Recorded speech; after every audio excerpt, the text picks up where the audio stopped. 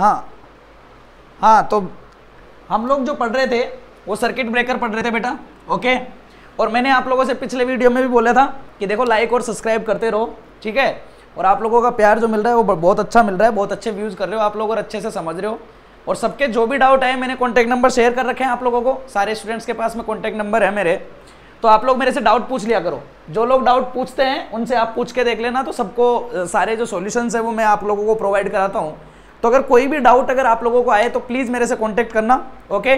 और सारे doubt clear करना, ठीक है। ये आप लोगों के लिए ही है। कोई भी टॉपिक में अगर आपको लगता है कि कोई टॉपिक आपको डिफिकल्ट लगता है तो आप मुझे टेक्स्ट मैसेज कर दिया करो कि सर ये वाला टॉपिक हमें समझ में नहीं आ रहा है या इसमें कोई प्रॉब्लम है, तो मैं उसके ऊपर भी आप लोगों के लिए वीडियो बना दूंगा, कोई प्रॉब्लम वाली बात नहीं है, ठीक है। लेकिन आप लोग मुझे बताते रहा करो कि सर ये बात है, ओके। अब सुनो जरा भाई ध्यान से, सर्किट ब्रेकर पढ़ रहे थे बेटा हम, ओके। सर्किट ब्रेकर पढ़ रहे थे। सुनो, सर्किट ब्रेकर जो होता है ना, ये किस तरीके से ऑपरेट करता है, इसका क्या फिनोमिना होता है, इसमें आर्क कैसे प्रोड्यूस होती है, आर्क को हम लोग खत्म कैसे करते हैं, तो वो सब जो चीजें हैं वो मैंने प्रीवियस लेक्चर में आप लोगों को काफी डिटेल में हम लोगों ने डिस्कस किया है, ओके। तो उसमें हमें कोई प्रॉब्लम नहीं है। मैंने आप लोगों को बोला था कि अगली क्लास में हम क्लासिफिकेशन पढ़ेंगे सर्किट ब्रेकर्स का, क्लियर है। तो आज हम लोग जो पढ़ने वाले हैं वो सर्किट ब्रेकर का क्लासिफिकेशन पढ़ने वाले हैं, ठीक है, ओके। तो सुनना, classification of the circuit breaker. अब देखो यार, सबसे पहले तो एक बात समझो आप भाई, सर्किट ब्रेकर में ना दो पार्ट होते हैं बेटा आपके। एक पार्ट ये होता है और दूसरा पार्ट आपका ये होता है कि नहीं होता है। अब इस पार्ट को हम क्या बोलते हैं, तो बेटा ये होता है हमारा फिक्स कॉन्टेक्ट और ये होता है आपका मूविंग कॉन्टेक्ट। कल हम लोगों ने जान लिया था। जब ये अलग होते हैं तो इनके बीच में क्या प्रोडक्शन होता है बेटा, ये आर्क प्रोडक्शन होता है। क्या होता है, आर्क प्रोडक्शन होता है। अब हमारा मेन पर्पज क्या था भाई, हमारा मेन पर्पज ये था कि कैसे भी करके इस आर्क को इन दोनों मीडियम के बीच में से क्या करना है, खत्म करना है। क्या करना है, हमको खत्म करना है। तो मैंने आप लोगों को बताया था, कल हम लोगों ने एक मेथड पढ़ा था, रेजिस्टेंस वाला मेथड, सही बात है नहीं है, कि हम कैसे भी करके अगर इन दोनों के बीच का जो ये डाइलेक्ट्रिक मीडियम है, अगर इसकी डाइलेक्ट्रिक स्ट्रेंथ को अगर हम इंक्रीज कर दे, किससे ज्यादा इंक्रीज कर दे, डाई इलेक्ट्रिक स्ट्रेस से, बताया था मैंने आपको कल, क्लियर है। तो अगर बेटा इंक्रीज कर देंगे तो आपके सिस्टम में क्या होगा, ये आर्क जो है वो आपकी क्या हो जाएगी, खत्म हो जाएगी, सही बात है नहीं है। तो देखो रेजिस्टेंस जो होता है ना बेटा, वो होता है आपका R इक्वल टू क्या होता है, रो एल अपॉन ए। क्या होता है, R equal to rho L upon A. ये एल क्या होता है, ये एल होता है बेटा आर्क की लेंथ, यहां से यहां तक। ए क्या होता है, ये क्रॉस सेक्शनल एरिया को रिप्रेजेंट करता है, सही बात है नहीं है। अब अगर मैं बात करूं ये रो क्या होता है, क्लियर है नहीं है, तो ये रो क्या होता है बेटा, ये होता है आपका रजिस्टिविटी, क्लियर है नहीं है। क्या होता है ये आपका रजिस्टिविटी। रजिस्टिविटी किसकी, ऑफ दी मीडियम। कौन से मीडियम की, अरे भाई जो भी मीडियम आप लोगों के इनके बीच में है ना, इस मीडियम की रजिस्टिविटी कितनी है, इसके ऊपर इस मीडियम का क्या इफेक्ट करेगा, रेजिस्टेंस होएगा, सही बात है नहीं है। अब देखो अगर यहां पे आप लोगों ने कुछ नहीं भरा, यहां पे सिर्फ एयर है, तो वो एयर सर्किट ब्रेकर हो जाएगा। अगर आप लोगों ने इस मीडियम में ऑयल भर दिया तो वो ऑयल सर्किट ब्रेकर हो जाएगा। अगर यहां पे आप लोगों ने SF6 गैस भर दी तो वो क्या हो जाएगा, SF6 सर्किट ब्रेकर हो जाएगा, सही बात है नहीं है। तो ये जो क्लासिफिकेशंस होते हैं वो किसके अकॉर्डिंग होते हैं, तो ये बेटा आपके मीडियम की रजिस्टिविटी या रेजिस्टेंस को इंक्रीज करने के बिहाफ पे होते हैं, क्लियर है नहीं है। तो क्लासिफिकेशन किसके लिए करते हैं, अकॉर्डिंग टू मीडियम, ओके। देखो एक मिनट, दूसरा पेन यूज कर लेता हूं मैं, देखो, ओके। तो according to the medium, according to the medium, okay, classification कर रहा हूं मैं, ओके। तो पहला कौन सा होता है बेटा हमारा, तो पहला होता है हमारा एयर सर्किट ब्रेकर, क्लियर है नहीं है, एयर सर्किट ब्रेकर। दूसरा कौन सा होता है, तो बेटा ये होता है आपका एयर ब्लास्ट सर्किट ब्रेकर, ठीक है। तीसरा कौन सा होता है, तो दैट इज कॉल्ड बेटा वैक्यूम सर्किट ब्रेकर, ओके। उसके अलावा और कौन सा है, ऑयल सर्किट ब्रेकर, ठीक है। उसके अलावा आपका कौन सा है, SF6 सर्किट ब्रेकर, ठीक है। तो इनके देखो नाम किस तरीके से पढ़े हैं। अगर इस मीडियम में इन दोनों के बीच में अगर हवा हो गई तो एयर सर्किट ब्रेकर हो गया, अगर कुछ भी नहीं है वैक्यूम बना दिया तो वैक्यूम सर्किट ब्रेकर हो जाएगा, अगर आपने मीडियम ऑयल ले लिया तो ऑयल हो जाएगा, और बेटा अगर SF6 गैस को आप लोगों ने इसमें भर दिया तो एयर सर्किट ब्रेकर कौन सा हो जाएगा, SF6 हो जाएगा। क्लियर है नहीं है? तो हम एक एक करके इनको पढ़ेंगे कि हर एक का फिनोमिना क्या होता है, वो किस तरीके से आर्क को खत्म करता है और किस तरीके से उसका वर्किंग का बिहेवियर होता है। क्लियर है नहीं है? तो एक एक को शुरू करते हैं हम लोग। ओके, तो बैठ जाइए आराम से और नोट्स बनाते रहिए अपने, और ध्यान से समझते हुए चलना, ठीक है? ओके, तो सुनो, सबके पहले हम लोग शुरू करते हैं एयर सर्किट ब्रेकर से। मैं इसको इरेज कर देता हूं यहां से। ओके, नोट्स बनाते रहो आप साथ के साथ में। ओके, तो बेटा सबके पहला वाला जो है आपका, ये है आपका एयर सर्किट ब्रेकर। क्लियर है नहीं है? कौन सा? Air circuit breaker. सुनो, अब सबसे पहले अगर मैंने बात की एयर की, तो सबसे पहले तो आप लोगों को डायरेक्ट पता लग जाएगा कि आपका जो मीडियम होने वाला है किसके बीच में, between the contact, between the contact. कौन कौन से कॉन्टैक्ट? आपका फिक्स कॉन्टैक्ट हो गया एक तो, और दूसरा कौन सा कॉन्टैक्ट होता है आपका, मूविंग कॉन्टैक्ट होता है। ये दोनों ही होते हैं ना। तो इन दोनों के बीच में जो मीडियम होने वाला है वो मीडियम आपका कौन रहेगा, एयर रहेगा। कौन रहेगा? एयर रहेगा। देखो नाम से ही क्लियर है, सही बात है नहीं है?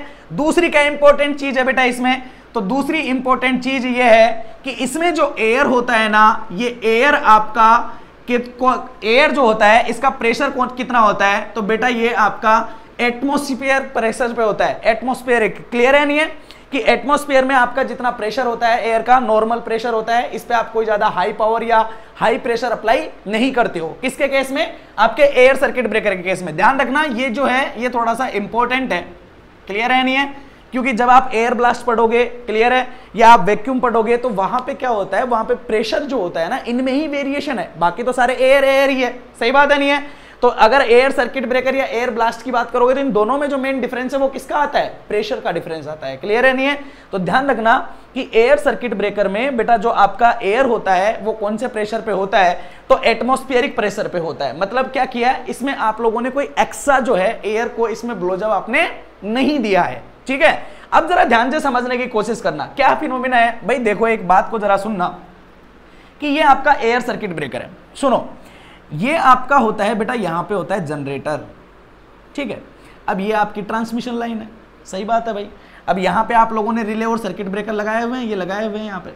अब आपके सिस्टम में मान लो यहां पे कहीं जाके क्या आ गया, आपका फॉल्ट आ गया, सही बात है नहीं है? तो यहां पे जो पहले लगा होता है वो कौन लगा होता है, ट्रांसफॉर्मर लगा हुआ होता है। अब देखो भाई जरा, भाई आप ये चाहते हो कि आपका जो मीडियम है ना, किस किस के बीच में, आपका ये जो फिक्स कॉन्टेक्ट है ये वाला, और आपका ये जो मूविंग कॉन्टेक्ट है ये वाला, इन दोनों के बीच का ये मीडियम होना चाहिए, ये हाईली क्या होना चाहिए, रेजिस्टिव होना चाहिए। कैसा होना चाहिए, हाईली रेजिस्टिव होना चाहिए। लेकिन यहां पे एयर सर्किट ब्रेकर में आपने क्या किया, इन दोनों को अलग कर दिया। बीच में यहां पे मीडियम है वो कौन है, हवा है।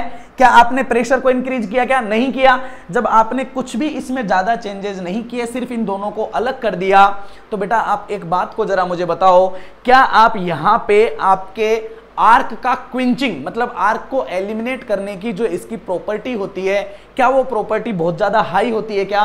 तो बहुत ज्यादा हाई नहीं होती है, क्योंकि एयर सर्किट ब्रेकर होता है, इसका ऑपरेशन जो होता है वो काफी नॉर्मल तरीके से होता है। कैसे ऑपरेट करता है मैं पूरा समझाऊंगा आपको बहुत डिटेल में, ओके, टेंशन मत लो बिल्कुल। लेकिन इस चीज का ध्यान रखना कि बेटा एयर सर्किट ब्रेकर जो होता है, ये जो ऑपरेट करता है ना, ये बहुत लो वोल्टेज पे ऑपरेट करता है। क्लियर है नहीं है? तो इसका जो ऑपरेशन होता है, क्लियर है, ये जिस पे ऑपरेट करता है, तो ये किस पे करता है, तो बेटा ये ऑपरेट करता है आपका किस पे, लो वोल्टेज पे। क्लियर है नहीं है? लेकिन ध्यान से सुनो क्या होता है, अरे भाई अगर सिस्टम है ये यहां पे आपका लगा हुआ है मान लो ट्रांसफॉर्मर, और यहां पे इस तरीके से आपकी पावर जा रही है, यहां पे आप लगा रखा है सर्किट ब्रेकर। अब सोचो यहां पे आपकी पावर है S1, मान लो यहां पे आपकी पावर है S2, तो आपको पता है कि आपके सिस्टम में ट्रांसफॉर्मर वगैरह लगे हुए होते हैं, और इनकी एक प्रॉपर्टी होती है कि अगर यहां पे वोल्टेज रिड्यूस हो जाता है ना, तो करंट की वैल्यू क्या हो जाती है, हाई हो जाती है। क्यों? क्योंकि भाई आपका अपेरेंट पावर तो आपकी कांस्टेंट ही रहनी है, सही बात है नहीं है? तो इस चीज का ध्यान रखना, मोस्ट प्रोबेबली है ये, इसका क्लियर ध्यान रखना कि इसका वोल्टेज जो होता है, ऑपरेटिंग वोल्टेज जो होता है वो तो आपका काफी कम होता है, लेकिन इसकी जो करंट होती है ना बेटा, वो काफी ज्यादा हाई होती है। क्लियर है नहीं है? तो तो ये ऑपरेट करता है वो कहां करता है, तो बेटा ये लो वोल्टेज और हाई करंट वाले मीडियम में क्या होता है, यूज में लिया जाता है। क्यों भाई, अरे एक बात बताओ, आर्क का जो प्रोडक्शन हो रहा था ना बेटा, वो आर्क का प्रोडक्शन हो रहा था आयोनाइजेशन की वजह से, हो रहा था या नहीं हो रहा था। तो अगर आयोनाइजेशन जो हो रहा था वो किसकी वजह से हो रहा था, इलेक्ट्रिक फील्ड की वजह से, सही बात है। और इलेक्ट्रिक फील्ड किसकी वजह से आ रहा था, वोल्टेज की वजह से। किसकी वजह से आ रहा था, वोल्टेज की वजह से। तो मेनली जो क्लासिफाई होता है ना सर्किट ब्रेकर्स का, वो किसके आधार पर होता है, ऑपरेटिंग वोल्टेज के आधार पर। किसके आधार पर होता है, ऑपरेटिंग वोल्टेज के आधार पर, सही बात है नहीं है। और इसकी जो रेटिंग होती है वोल्टेज की, कि आप ऑयल सर्किट या एयर सर्किट ब्रेकर को कहां तक यूज में लेते हो, तो बेटा इसका जो यूज होता है ना, ये यूज होता है अप टू 12 किलो वोल्ट। कहां तक यूज में लेते हैं इसको, 12 किलो वोल्ट में लेते हैं, क्लियर है। और इसमें जो करंट होती है ना, वो करंट काफी हाई होती है बेटा। ये करंट जो होती है ये अप्रोक्सीमेटली आपकी 80 किलो एम्पियर के आसपास तक होती है, 80 से 90 के आसपास, क्लियर है नहीं है। 80 टू 90 ले लो इसको, 80 टू 90 किलो एम्पियर, कितने पे, 12 किलो वोल्ट। जब ये 12 किलो वोल्ट के ऊपर जब ये वर्क करता है, तो इसमें जो वो आपकी जो करंट होती है वो आपकी 80 से 90 किलो एम्पियर के बराबर होती है, क्लियर है नहीं है। एक बात को समझो आप जरा, यहाँ पे वोल्टेज है ना, ये बहुत ज्यादा हाई नहीं है, क्योंकि आपको पता है ना नॉर्मल ग्रीडिंग में हमारा 11 किलो वोल्ट, 33 किलो वोल्ट, ये सब तो नॉर्मल ही होता है। तो यहाँ पे वोल्टेज इतना ज्यादा हाई नहीं है, लेकिन करंट देखो जरा, 80 से 90 बहुत ज्यादा हाई है। मतलब ये हाईली करंट के ऊपर वर्क करता है, और इसका ऑपरेटिंग वोल्टेज जो होता है वो कैसा होता है बेटा, काफी कम होता है, सही बात है नहीं है, बिल्कुल सही है। ओके, अब देखो ये जो पॉइंट्स थे, ये तो मैंने आप लोगों को ऐसे ही बताया एक जनरलाइज तरीके से, कि इसका ऑपरेटिंग वोल्टेज कितना होता है, करंट कितनी होती है। ओके, 1 सेकेंड, ओके, हाँ, तो कितना होता है ये मैंने बहुत जनरलाइज तरीके से बताया। अब हम समझने वाले हैं कि एक्चुअल में एयर सर्किट ब्रेकर जो होता है ये वर्क कैसे करता है। बड़ा इंपॉर्टेंट है इसका वर्क, क्लियर है, ध्यान से समझना, सबसे इंपॉर्टेंट वर्किंग फिनोमिना इसी का ही है। ओके, तो समझना, देखो मैं इसको थोड़ा हटा देता हूं इधर से, ठीक है। ओके, देखो इसको हटा देता हूं, अब देखना जरा, ये जो डायग्राम देख रहे हो आप, जो यहां पे बना हुआ है ये वाला, ठीक है, ये डायग्राम बेटा आपका एयर सर्किट ब्रेकर का डायग्राम है। किसका डायग्राम है ये, एयर सर्किट ब्रेकर का डायग्राम है। अब देखना ये आर्क को क्विंचिंग कैसे करता है और इसका ऑपरेशन कैसा होता है, इस चीज को जरा ध्यान से समझना, क्लियर है। देखो ये जो मैंने डायग्राम बनाया है ना, ये मैंने डायग्राम तब बनाया है जब आपके सिस्टम में फॉल्ट आ चुका है, ध्यान से समझना। देखो भाई क्या होगा, ये जो कॉन्टेक्ट है ये है आपका फिक्स कॉन्टेक्ट, और ये जो कॉन्टेक्ट है ये भी आपका कौन सा है, फिक्स कॉन्टेक्ट, मतलब ये दोनों वायर है। और ये वाला जो कॉन्टेक्ट है वो कौन सा है आपका, मूविंग कॉन्टेक्ट, सर्किट ब्रेकर का मूविंग कॉन्टेक्ट। देखो जब आपके सिस्टम में फॉल्ट नहीं है तो क्या होगा, यहां से करंट आएगी, इस तरीके से इस वायर में होते हुए करंट आ रही है, यहां से आएगी, और ये वाला जो मूविंग कॉन्टेक्ट होगा ना वो यहां पे इस तरीके से कनेक्टेड होगा, मतलब ये आगे होगा, ऐसा सीन होगा, ये वायर ऐसा, ये वायर ऐसा, और ये वाला जो पोर्शन है ना वो इस तरीके से कनेक्टेड होगा, ऐसे, समझ में आए। मूविंग कॉन्टेक्ट और आपके फिक्स कॉन्टेक्ट एक दूसरे से टच में रहेंगे, कब, जब तक आपके सिस्टम में कोई फॉल्ट नहीं आएगा। तो देखो फिनोमिना क्या होगा, फिनोमिना ये होगा कि जब ये यहां पे कनेक्टेड होगा तो करंट यहां से आएगी, इस तरीके से इसमें होते हुए जाएगी, और यहां से होते हुए आपकी वापस से बाहर चले जाएगी। सही बात है कि नहीं है, क्लियर है, कोई फॉल्ट नहीं है, सर्किट ब्रेक नहीं हुआ है, इधर से प्रॉपर तरीके से करंट आई है और इधर से घूमते हुए वापस से क्या होगी है, बाहर निकल गई है, कोई प्रॉब्लम नहीं आएगी। सही बात है नहीं है। और क्या होगा, अगर ये ऊपर वाले डायग्राम को अगर आप देखो मैं एक डायग्राम है ना फिर से बना देता हूं तो आप लोगों को थोड़ा ज्यादा समझ में आएगा, ठीक है। सेम डायग्राम में फिर से बना रहा हूं, एक बार देख लेना जरा। ओके, ये इस तरीके से है बेटा, ये इस तरीके से बिफोर फॉल्ट कैसा होगा, ये यहां पे इस तरीके से पूरा का पूरा ये कनेक्टेड होगा, यहाँ पे इस तरीके से। ओके, ये पूरा है ये आपका यहाँ पे इस तरीके से, ये हैंडल है। ओके, समझना एक बार। ओके, ये आपकी स्प्रिंग है यहाँ पे, ठीक है, और ये ऊपर इस तरीके से पूरा कनेक्टेड है, ठीक है। बाकी डायग्राम ऊपर का सेम ही है।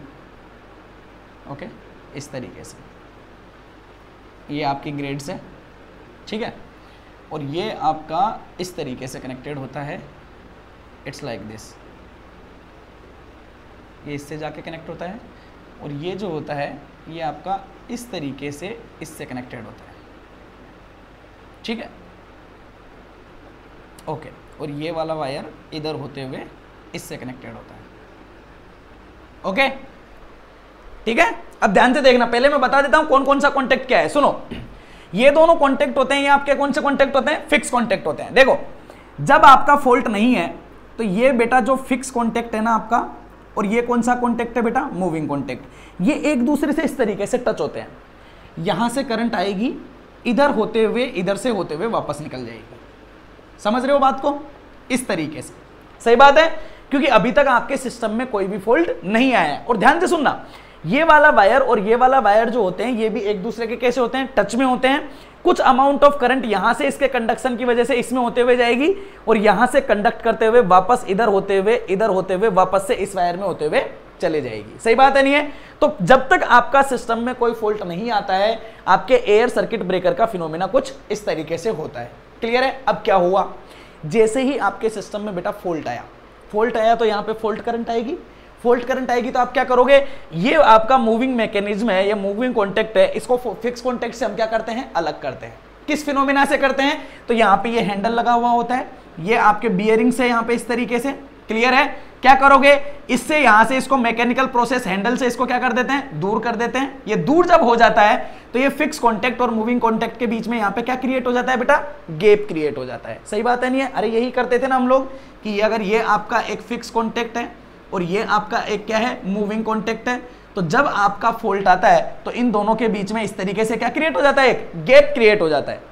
अब देखो होगा क्या, जैसे ही आप लोगों ने इसको खिंचाया, अब देखो इसका सबके मैं नाम बता देता हूं, इसमें कौन कौन सा इंसान क्या क्या है। सुनो, तो ये जो बनाया है ये कुछ नहीं है, ये नॉर्मल आपकी क्या है? स्प्रिंग्स है जो इससे कनेक्टेड है। ठीक है, ये वाली जो प्लेट्स होती है ना बेटा आपकी, ये वाली प्लेट आपकी कहलाती है स्प्लिटर। ठीक है, ये किसकी बनी हुई होती है? तो ये बनी हुई होती है बेटा आपकी स्टील की। ओके, और ये वाला जो वायर होता है, ये वाला वायर कहलाता है बेटा आपका रनर, आर्क रनर या रनर। क्लियर है या नहीं है? ये किसका बना हुआ होता है? तो बेटा ये होता है कॉपर का। ओके, ध्यान से समझते हुए चलो बस। तो ये इस तरीके का फिनोमेना है। अब देखो क्या होगा, समझना भाई, जैसे ही मेरे सिस्टम में फॉल्ट आया ना, फॉल्ट आते ही ये करंट इधर से आ रही थी, अब आपने इस मूविंग कॉन्टेक्ट को यहां से दूर कर लिया तो इसे रास्ता नहीं मिलेगा इधर से आने का, नहीं मिलेगा तो क्या करेगा? ये इस वायर में होता हुआ जाने की कोशिश करेगा। अब आपको पता है, जैसे ही फिक्स कॉन्टेक्ट और मूविंग कॉन्टेक्ट एक दूसरे से अलग होते हैं तो इन दोनों के बीच में हाई वोल्टेज की वजह से यहां पे आर्क का प्रोडक्शन होना शुरू हो जाता है। किसका प्रोडक्शन शुरू हो जाएगा? आर्क का प्रोडक्शन शुरू हो जाएगा। अब देखो, मीडियम आपका नॉर्मल है, एयर ही है, तो बेटा कैसे ना कैसे करके आपको आर्क को रिमूव तो करना पड़ेगा। सही बात है, नहीं है? तो इसमें आर्क को हम लोग कैसे रिमूव करते हैं, तो उसका बिहेवियर समझो। जैसे ही ये दोनों पार्ट एक दूसरे से अलग होंगे, यहां से ये करंट आएगी, ये यहां पे आर्क प्रोड्यूस करेगा इन दोनों के बीच में, लेकिन होगा क्या? देखो, यहां से यहां तक एयर है। क्लियर है? ये एयर में जाने की बजाय इस वायर में होते हुए जाना पसंद करेगा। क्यों जाना पसंद करेगा? क्योंकि ये कंडक्टर है। सही बात है, नहीं है? कॉपर का वायर है, तो ये वायर यहां से निकलता है और आपकी जो करंट होती है, कौन सी करंट है? ये आपकी आर्क करंट। कौन सी करंट है बेटा? Arc current. ये यहां से फ्लो होना शुरू हो जाती है। क्लियर है? अब देखो, ये यहां से ऊपर गई, यहां पे गई, यहां पे गई। अब यहां पे कौन आ गए? यहां पे है बेटा स्प्लिटर। कौन आ गया? स्टील। तो आपके करंट को कैसे जाना पड़ेगा? यहां से ए से जाएगा, फिर ए से घूमते हुए यूं आएगा, फिर ए से घूमते हुए ए से जाएगा, फिर यूं घूमेगा, फिर यूं घूमेगा, फिर ए से घूमेगा, फिर ए से घूमेगा, और फिर इधर घूमते हुए, इधर होते हुए, इधर होते हुए, इधर होते हुए आपका करंट वापस से यहां आएगा। आएगा कि नहीं आएगा? देखो, इस तरीके से आप लोगों ने रास्ता प्रोवाइड किया है। सही बात है, नहीं है? अब देखो हुआ क्या, ध्यान से समझना। जैसे ही आप लोगों ने इसको दिया, अगर बेटा एक बात बताओ, अगर ये फिक्स कॉन्टेक्ट और मूविंग कॉन्टेक्ट इतना होता तो आर्क को यहां से यहां तक जाने के लिए लंबाई कितनी चाहिए होती? ये एल के बराबर चाहिए होती। बहुत कम डिस्टेंस है। सही बात है, नहीं है? तो बेटा इलेक्ट्रिक फील्ड क्या होता? इलेक्ट्रिक फील्ड होता V/L। होता है नहीं होता? अगर L बहुत कम होता तो इलेक्ट्रिक फील्ड ज्यादा होता। इलेक्ट्रिक फील्ड ज्यादा होता तो क्या ज्यादा होता? आयोनाइजेशन ज्यादा होता, और आयोनाइजेशन ज्यादा होता तो आर्क की वैल्यू क्या होती? ज्यादा होती। क्या आर्क क्विंचिंग होता? क्या नहीं होता। क्लियर है, नहीं है? तो इस आर्क क्विंचिंग के लिए क्या करते हैं हम? रेजिस्टेंस की वैल्यू बढ़ाते हैं। मीडियम के रेजिस्टेंस की वैल्यू को क्या करते हैं हम? इंक्रीज करने की कोशिश करते हैं। अब समझो, रेजिस्टेंस क्या होता है बेटा? बेटा रेजिस्टेंस होता है ρL/A। होता है कि नहीं होता है? बिल्कुल सही बात है। क्या कर सकते हो आप? अब भाई आपने बीच में जो मीडियम लिया है वो तो एयर ही लिया है। अगर आपको रेजिस्टेंस बढ़ाना है ना बेटा, तो या तो आप लेंथ को इंक्रीज करो या क्या करो, एरिया को डिक्रीज करो। दो ही काम हो सकते हैं, सही बात है।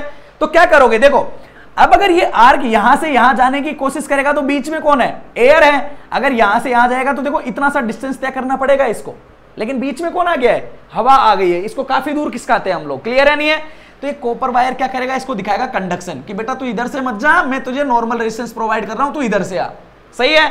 तो ये यहां से इस आर्क को लेके जाएगा, आर्क इधर जाएगी, इधर से होते हुए इसे घूमते घूमते घूमते घूमते इतना होते हुए जब ये वापस आएगी, तो इसका मतलब आपने क्या किया, क्या आर्क की लेंथ को आपने इतना ज्यादा इंक्रीज कर दिया है कि नहीं कर दिया है। क्या आर्क की लेंथ को इंक्रीज कर दिया है, नहीं कर दिया है, बिल्कुल कर दिया है। क्या यहाँ पे जो ये आपके जो स्प्लिटर लगे हुए हैं, क्या इन्होंने, देखो एक तो ये पूरा एरिया है, ये पूरे एरिया में होते हुए ऐसे जाता, क्या इन स्प्लिटर्स ने क्या किया, इस एरिया को इतने से पार्ट में, इतने से पार्ट में, इतने से पार्ट में और इतने से पार्ट में क्या कर दिया, डिवाइड कर दिया। मतलब आपने एरिया को भी कम कर दिया और आपने लेंथ को भी बेटा क्या कर दिया है, इंक्रीज कर दिया है। तो क्या होगा, आपका ओवरऑल जो रेजिस्टेंस होगा, ये ओवरऑल रेजिस्टेंस बेटा आपका क्या हो जाएगा, इंक्रीज हो जाएगा। समझ में आई या नहीं आई, बताओ जरा मुझे। ओके, क्या हो जाएगा, आपका ओवरऑल रेजिस्टेंस इंक्रीज हो जाएगा। आप यही चाहते थे, अगर रेजिस्टेंस इंक्रीज हो जाएगा तो आपकी आर्क क्या हो जाएगी, कम हो जाएगी, और धीरे धीरे आपका आर्क जो हो जाएगा वो क्या हो जाएगा, क्विंचिंग हो जाएगा। सही बात है नहीं है, या आर्क आपका क्या हो जाएगा, एलिमिनेट हो जाएगा। क्लियर है। अब देखो ये तो मैंने थोड़ा ऊपर ऊपर से बताया है आपको, बेसिक फिनोमिना, क्लियर है। अभी इसके अंदर और एंटर करते हैं, मैं तो और डिटेल में चलेंगे, डीप में चलेंगे, शायद ये आप लोगों को थोड़ा समझ में आया होगा। क्लियर है, ओके। अब सुनो, और थोड़ा अंदर चलते हैं इसके, और थोड़ा और डीप में पढ़ते हैं। ओके, अब सुनो जरा ध्यान से, देखो भाई बेटा क्या हो रहा है। एक्चुअल में ये जब आप इसको पीछे खींचते हो ना स्प्रिंग से, तो ये फिक्स कॉन्टेक्ट और मूविंग कॉन्टेक्ट के बीच में गैप, मैंने डायग्राम में थोड़ा कम दिख रहा है, ये गैप काफी अच्छा खासा होता है, ठीक है। अब जब आपका फॉल्ट नहीं था तो याद करो, ये वाला वायर और ये वाला वायर एक दूसरे से टच थे, सही बात है। अब जैसे ही फॉल्ट आया और आपने इस मूविंग कॉन्टेक्ट को पीछे खींचा, तो ये वाला वायर और ये वाला वायर एक दूसरे से कैसे हो जाते हैं, दूर हो जाते हैं। लेकिन ये जो गैप है ये इतना ज्यादा हाई नहीं है, तो हाई नहीं है तो क्या होगा, यहां से करंट जाएगा और जाते जाते वो यहां से आर्क प्रोड्यूस करके इधर जाने की कोशिश करेगा। क्या प्रोडक्शन करेगा वो, आर्क, सही है। तो यहां पे क्या प्रोड्यूस होगा, आर्क प्रोड्यूस होगा। अब सोचो, अगर ये आर्क यहां पे प्रोड्यूस होगा तो यहां पे इन दोनों के बीच में डिस्टेंस काफी कम है, सही बात है। तो फिर क्या करना चाहिए, तो फिर क्या करेंगे, अगर यहां पे आर्क प्रोडक्शन होगा तो ये आर्क यहां से गया, यहां से जाते हुए इधर से होते हुए वापस आ गया, मतलब इससे ज्यादा लेंथ तो इंक्रीज हो गई है, मतलब रेजिस्टेंस बढ़ा तो है, लेकिन रेजिस्टेंस की वैल्यू को क्या मैं और बढ़ा सकता हूं क्या, बिल्कुल बढ़ा सकता हूं। तो जरा सोचो, जब ये कॉन्टेक्ट बेटा बंद था ना, तो ये यहां से इस तरीके से पैक था, यहां से कोई हवा नहीं जा सकती थी। जैसे ही ये यहां से ओपन होगा, यहां से इसको एक गैप मिल जाएगा। क्या मिलेगा, यहां से इसको एक गैप मिलेगा। इस गैप में होते हुए क्या जाएगी, हवा जाएगी। आपने कोई प्रेशर पंप नहीं लगा रखा, नॉर्मल हवा जाएगी, एयर वाली हवा जाएगी, एटमॉस्फेरिक प्रेशर पे जाएगी, सही बात है नहीं है। जैसे ये हवा इधर से जाएगी बेटा, यहां पे जो आयोनाइजेशन वाला मीडियम होगा ना, इस आयोनाइजेशन वाले कणों को वो यहां से धकेल के कहां ले जाएगी, ऊपर ले जाने की कोशिश करेगी। ये यहां से थोड़े से ऊपर जाएंगे तो अब आपका आर्क का प्रोडक्शन यहां से इतने लेंथ में होगा, ये और ऊपर चले जाएंगे तो इतने लेंथ में होने लग जाएगा, और ऊपर चले जाएंगे तो इतने लेंथ में होने लग जाएगा, और हवा गई तो धीरे धीरे इसकी लेंथ इतनी ज्यादा हो जाएगी। सही बात है कि नहीं है। मतलब क्या हुआ, जैसे जैसे इसमें से नॉर्मल एयर जाएगी, ये वाला आर्क का जो आयोनाइजेशन है वो यहां से थोड़ा ऊपर ऊपर ऊपर खिसकता जाएगा, तो इफेक्टिव जो लेंथ होगी ना बेटा, ये आपकी और से और ज्यादा इंक्रीज होती जाएगी। सही बात है नहीं है। जब ये यहां पे पहुंच जाएगा तो आपके सिस्टम में क्या होगा, तो उस टाइम पे आपके सिस्टम में लेंथ की वैल्यू अच्छी खासी इंक्रीज हो जाएगी और आपका रेजिस्टेंस जो होगा वो बढ़ जाएगा और आपका आर्क क्या हो जाएगा, क्विंचिंग वाला इफेक्ट आपका आ जाएगा। समझ में आया या नहीं आया, कोई कंफ्यूजन नहीं है ना इसमें। ओके, अब देखो और बात को थोड़ा सा ध्यान से समझना। देखो भाई एयर सर्किट ब्रेकर में हम लोग यहां से, अब देखो इसका परेशानी क्या आएगी इसमें, अब और समझना, ध्यान से समझो। यहां से जब आप लोगों ने इसमें एयर गया, क्या आप लोगों ने यहां कोई पंप लगा रखा था क्या, नहीं। तो क्या इसमें जो एयर जाएगा वो नॉर्मल हवा वाला एटमॉस्फेरिक प्रेशर पे जाएगा, बिल्कुल जाएगा। तो एटमॉस्फेरिक प्रेशर पे जब इसमें एयर गया तो उस एयर का प्रेशर ज्यादा नहीं था, बहुत कम था। तो बहुत कम था तो क्या होगा, यहां से ये जो आयंस है वो धीरे धीरे ऊपर शिफ्ट तो होंगे, लेकिन उसके शिफ्ट होने की जो स्पीड है ना, वो स्पीड काफी धीरे धीरे होगी। क्यों, क्योंकि भाई जिस इंसान की वजह से शिफ्ट हो रहे हैं वो इंसान है आपका एयर, और एयर जो यहां पे प्रेशर है वो कौन सा है, एटमॉस्फेरिक प्रेशर है। तो बेटा अगर एटमॉस्फेरिक प्रेशर है तो उसकी वजह से तो वो धीरे धीरे हवा जा रही है, और धीरे धीरे हवा जाने की वजह से धीरे धीरे कण क्या हो रहे हैं, ऊपर खिसक रहे हैं। सही बात है नहीं है? तो इस वजह से क्या होता है कि आपका जो एयर सर्किट ब्रेकर होता है ना, इसका एक बहुत बड़ा डिसएडवांटेज होता है बेटा इसमें, और वो क्या होता है कि एयर सर्किट ब्रेकर होता है ना, ये बहुत ज्यादा क्या होता है, स्लो होता है। क्या होता है, बहुत ज्यादा स्लो होता है। स्लो क्यों होता है कि जैसे जैसे इसमें से जा रहा है ये आर्क जो है वो धीरे धीरे और ऊपर शिफ्ट होगी, और धीरे धीरे ऊपर शिफ्ट होगी, तो इसको क्विंचिंग करने में इसे क्या लग जाएगा, टाइम लग जाएगा। क्लियर है नहीं है?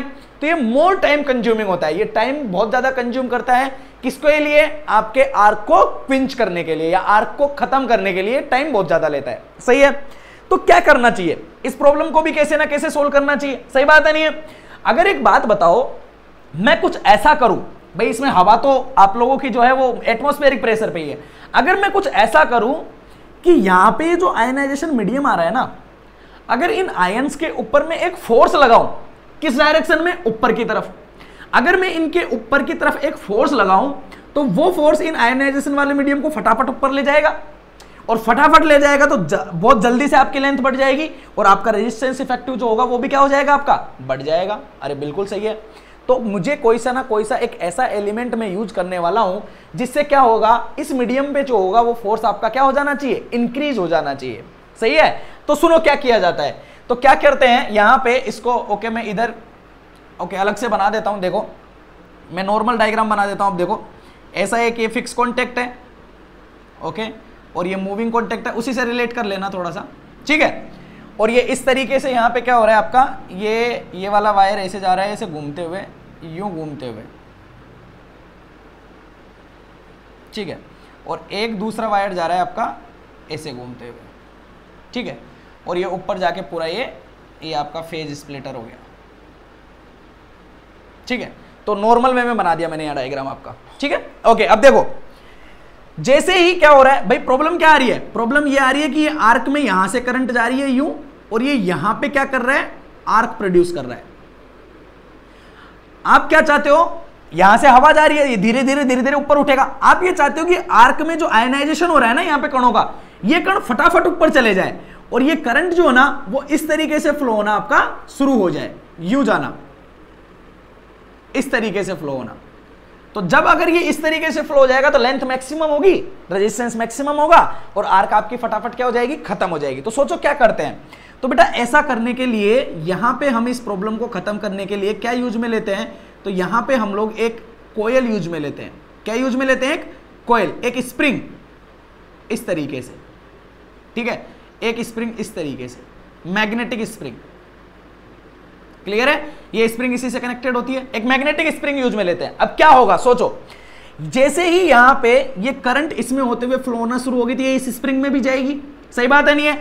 ये इस स्प्रिंग को हम लोग इस तरीके से कनेक्ट करते हैं, इस स्प्रिंग को हम लोग इस तरीके से कनेक्ट करते हैं। सोचो कि यहां पे जो करंट जाए ना उसकी वजह से क्या प्रोड्यूस होगा, एक मैग्नेटिक फील्ड प्रोड्यूस होगा। अब मैग्नेटिक फील्ड जो होगा वो कैसे प्रोड्यूस होगा, तो भाई वो तो इस चीज के ऊपर डिपेंड करेगा कि इस स्प्रिंग में करंट कैसे जा रही है। सही बात है नहीं है? सपोज दैट मैंने इस स्प्रिंग में करंट को लगाया और मान लिया कि इस स्प्रिंग में इस तरीके से करंट जा रही है। सही है? इसको इस तरीके से कनेक्ट करते हैं कि इसमें क्या फ्लो होना शुरू हो जाए, करंट का फ्लो होना शुरू हो जाए। अब देखो अगर किसी स्प्रिंग में या कोयल में बेटा जब करंट का फ्लो होता है ना तो वो एक मैग्नेटिक फील्ड को प्रोड्यूस करता है, और वो मैग्नेटिक फील्ड का जो लॉ देते हैं वो आता है आपका अकॉर्डियन टू एम्पियर्स लॉ। क्या बोलता है कि अगर आप फिंगर्स को करंट की डायरेक्शन में घुमाओ तो आपका जो बेटा थंब होता है ना वो मैग्नेटिक फील्ड की डायरेक्शन को क्या करता है, रिप्रेजेंट करता है। यही है ना? अब सुनो, तो जैसे ही आप इसको इस डायरेक्शन में घुमाओगे अंदर की तरफ आपका क्या आ जाएगा, एक मैग्नेटिक फील्ड आ गया। भाई मान लो ये अंदर को मैं क्रॉस से दिखा देता हूं, ऐसे अंदर की तरफ मैग्नेटिक फील्ड आ रहा है, ठीक है। तो होगा क्या, अब देखो यहां पे मैग्नेटिक फील्ड है, ये इस डायरेक्शन में भी होगा, यहां पे भी मैग्नेटिक फील्ड होगा, ये अंदर की तरफ आ रहा है, थोड़ा ध्यान से समझना, ठीक है। अब देखो हो क्या रहा है, भाई ये आर्क वाला मीडियम है तो यहाँ पे आयोनाइजेशन हुआ है ना, आयोनाइजेशन हुआ है तो क्या होंगे, यहाँ पे पॉजिटिव आयंस भी होंगे और नेगेटिव आयंस भी होंगे, होंगे या नहीं होंगे? मतलब यहाँ पे आपके क्या होंगे, आयंस आने लग गए, और यहाँ पे इधर से इधर थोड़ी सी करंट जा रही होगी। कौन सी करंट? आर्क वाली करंट। अरे भाई आर्क की वजह से भी तो करंट जाती है, सही बात है नहीं है? तो होगा क्या भाई, होगा ये कि आप लोगों के पास मैग्नेटिक फील्ड आ गया है, आप लोगों के पास में करंट है, तो आपको पता होना चाहिए कि जब एक मैग्नेटिक फील्ड में अगर कोई करंट कैरिंग वायर रखा हुआ होता है, या जब एक मैग्नेटिक फील्ड में जब करंट का फ्लो होता है, तो उसके आयंस के ऊपर एक फोर्स डेवलप होना शुरू हो जाता है, और जो फोर्स लगता है ना बेटा, वो किसके बराबर होता है, तो आपको पता होना चाहिए कि वो आपका L क्रॉस B इंटू आई के बराबर होता है। अब यहां पे इस मीडियम में जो करंट जा रही है, कौन सी करंट है, ये आपकी आर्क करंट है। ये L क्या है, इन दोनों के बीच में डिस्टेंस है, और B क्या है, मैग्नेटिक फील्ड जो इसका आ रहा है नहीं आ रहा है, तो होगा क्या, एक फोर्स लगेगा। कौन सी डायरेक्शन क्या होगी उसकी, L क्रॉस B। कौन सी डायरेक्शन होगी, L क्रॉस B। L की डायरेक्शन क्या होती है बेटा, जो करंट की डायरेक्शन होती है ना, उसी को हम L के डायरेक्शन मानते हैं। क्लियर है। अब देखो करंट जा रहा है इधर से इधर, आर्क का जा रहा है कि नहीं जा रहा है, मैग्नेटिक फील्ड है अंदर, क्रॉस प्रोडक्ट लगाओ, L हो गया इधर, मैग्नेटिक फील्ड अंदर है, तो मैग्नेटिक फील्ड अंदर की तरफ रोटेट करोगे तो L हो गया इधर, और फिंगर्स को घुमाओ मैग्नेटिक फील्ड की डायरेक्शन में, तो जिस डायरेक्शन में थंब आता है वो आपके किसकी डायरेक्शन को दिखाएगा, फोर्स को रिप्रेजेंट करेगा। क्लियर है या नहीं है। तो जैसे ही आपने इसको इस तरीके से रिप्रेजेंट करोगे, तो बेटा यहां पे एक ऊपर की तरफ आपका क्या लगना शुरू हो जाएगा, फोर्स लगना शुरू हो जाएगा। किसके ऊपर लग रहा है फोर्स, आयंस के ऊपर लग रहा है, पॉजिटिव आयन नेगेटिव आयंस के ऊपर। तो क्या करेगा ये फोर्स, यहां से जो आयनाइजेशन हो रहा है उन एटम्स को यहां से उठा के फटाफट क्या करेगा, ऊपर ले जाएगा। अब जैसे जैसे ऊपर जाएगा तो क्या होगा, पहले आर्क आ रही थी यहां पे, अब आर्क का फिनोमेना कैसे हो जाएगा, अब आर्क आएगी पहले यहां पे, फिर आर्क और ऊपर शिफ्ट हो जाएगी, फिर आर्क और ऊपर शिफ्ट हो जाएगी, और फिर आर्क का फिनोमेना कुछ ऐसा हो जाएगा। तो जैसे जैसे आर्क ऊपर शिफ्ट होती जाएगी, क्या आपकी लेंथ बढ़ेगी, रेजिस्टेंस बढ़ेगा, आर्क पिंचिंग हो जाएगी। सही बात है नहीं है। तो ये आपके सर्किट ब्रेकर का फिनोमिना होता है। कौन से सर्किट ब्रेकर का, एयर सर्किट ब्रेकर का। आई थिंक सब लोगों के क्लियर होगा। किसी को कोई कंफ्यूजन हो तो आप लोग डाउट पूछ सकते हो, कोई प्रॉब्लम नहीं है। ठीक है, तो इस चीज का ध्यान रखना कि ये इस तरीके से ऊपर शिफ्ट करने से क्या होता है, आपका आर्क का क्विंचिंग वाला फिनोमिना होता है एयर सर्किट ब्रेकर में। ठीक है या नहीं है। अब देखो जो पुरानी वाली जो आपकी परेशानी थी कि ये स्लो था, ये अब स्लो नहीं रहेगा। क्यों, क्योंकि इसकी वजह से यहां पे फोर्स लगेगा और ये फटाफट तरीके से आर्क को क्या कर देगा, खत्म कर देगा। सही बात है। तो ये इसका क्या है, एक फिनोमिना होता है, और इस तरीके से आपका एयर सर्किट ब्रेकर जो होता है वो क्या करता है, काम करता है। क्लियर है, कोई कंफ्यूजन है किसी को। ओके, आगे चल सकते हैं हम। ओके, मिटा दो इसको। ठीक है, मैं इसको इरेज कर रहा हूं, देख लो और सुनो फायदा। ठीक है, सुनो भाई, दूसरी चीज, एयर सर्किट ब्रेकर के एडवांटेज क्या क्या है। ठीक है, तो पहली चीज तो यह है कि इसमें कोई भी आपको प्रेशर वाला इक्विपमेंट्स वगैरह यूज में नहीं लेना पड़ता है। इसमें जो एयर होती है वो एयर आपकी नॉर्मल जो होती है वो किस पे होती है, आपकी एटमॉस्फेरिक प्रेशर होता है इसमें। ठीक है, दूसरी खास बात, जैसे अगर मान लो आप लोगों ने यूज किया, जैसे ऑयल सर्किट ब्रेकर आप लोगों ने यूज किया, कौन सा यूज किया, मान लो आप लोगों ने ऑयल सर्किट ब्रेकर मान लो आप लोग यूज में लेते। ठीक है, तो क्या होता, ये आपका फिक्स कॉन्टेक्ट होता, ये आपका क्या होता, मूविंग कॉन्टेक्ट होता। इन दोनों के बीच में यहां पे क्या भरा हुआ होता, ऑयल भरा हुआ होता, ये ऑयल होता। सही बात है नहीं है। तो होता क्या, जब आपका आर्क प्रोडक्शन होता तो हीट जनरेट होती, उस हीट की वजह से ये ऑयल जो होता, ये ऑयल क्या होता, गर्म होता। तो गर्म होने की वजह से जब बेटा ऑयल गर्म होता है ना, तो ये डिकम्पोज होता है, और इसमें से क्या होता है, गैसें निकलती है। क्या निकलती है, इसमें से गैसेज निकलती है। और वो गैसेज जो होती है वो आपके प्रैक्टिकल लाइफ में जब वो इन्वायरमेंट में आती है तो उन गैसेज की वजह से आग भी लग सकती है, मतलब वो फायर हजार्ड जिसको बोलते हैं, तो आपको फायर हैजार्ड भी क्रिएट कर सकती है। किसकी वजह से, इन एक्सप्लोजिव गैसों की वजह से। कौन सी गैसें होती है, एक्सप्लोजिव गैसें होती है। ठीक है, तो ऑयल सर्किट ब्रेकर में एक्सप्लोजिव गैसेज होती है। ठीक है, तो वो क्या है, वो इस सिस्टम में प्रेजेंट नहीं है, क्योंकि यहां पे क्या है, हवा है आपकी, तो क्या एक्सप्लोजिव गैसें आएगी, क्या नहीं आएगी। तो ये इसका एडवांटेज है ऑयल सर्किट ब्रेकर के कंपैरिजन में। ठीक है, दूसरी चीज, suppose that oil circuit breaker हुआ तो क्या करना पड़ेगा, एक बार यूज में लिया, ऑयल गर्म हुआ, डिकम्पोज हो गया, तो जब दोबारा यूज में आएगा तो ऑयल को क्या करना पड़ेगा, रिप्लेस करना पड़ेगा। सही बात है नहीं है। लेकिन यहां पे कुछ रिप्लेसमेंट की जरूरत है क्या, कोई जरूरत नहीं है। तो ये भी इसका एक फायदा है, रिप्लेस। ठीक है, ऑयल में क्या करना पड़ता है, रिप्लेस करना पड़ता है। क्या इसमें करना पड़ता है, क्या नहीं करना पड़ता है। क्लियर है नहीं है। और अगर बात करो तो ऑयल सर्किट ब्रेकर में आपको बार बार रिप्लेसमेंट करना पड़ रहा है, दूसरी बात, ऑयल का ध्यान रखना पड़ रहा है, मतलब यहां पे आपका क्या है, मेंटेनेंस है। क्या है आप लोगों का, मेंटेनेंस। किसमें, ऑयल सर्किट ब्रेकर में आपका मेंटेनेंस होता है, लेकिन इसमें आपका मेंटेनेंस जो होता है वो इतना ज्यादा नहीं होता है, इसमें ज्यादा होता है। तो ये भी इसका क्या है, एक बेनिफिट है।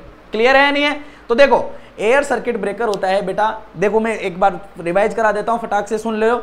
एयर सर्किट ब्रेकर जो होता है ये आपका low voltage approximately over 12 kilo volt और हाई करंट के लिए यूज में लिया जाता है। ठीक है, एयर सर्किट ब्रेकर में जो एयर होती है ये एटमॉस्फेरिक एयर के ऊपर वर्क करता है। ओके, जब इसमें वर्क करता है तो जैसे जब यहाँ पे फॉल्ट नहीं आता है तो ये मूविंग कॉन्टेक्ट इससे कनेक्टेड होता है, जैसे ही फॉल्ट आता है तो ये मूविंग कॉन्टेक्ट जो होता है वो फिक्स कॉन्टेक्ट से क्या हो जाता है, दूर हो जाता है। जैसे ही ये दूर होता है तो यहां से आने वाली करंट अगर डायरेक्ट इधर से इधर जाएगी तो वो एक जबरदस्त तरीके से आर्क प्रोड्यूस करेगी, जो आर्क आपके इन कॉन्टेक्ट्स को क्या कर सकती है, डैमेज कर सकती है।